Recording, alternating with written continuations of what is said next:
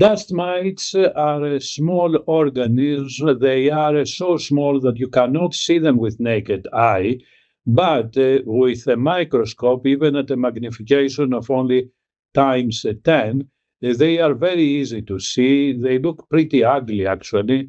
And these little things live in mattresses, pillowcases, clothes, underwears, and they can cause a lot of irritation. Now, other than the irritation they cause because they are living organisms and they move around and they eat and they have body functions, in addition to that, they can cause allergies. And in fact, dust mite allergy is the one most common environmental allergy.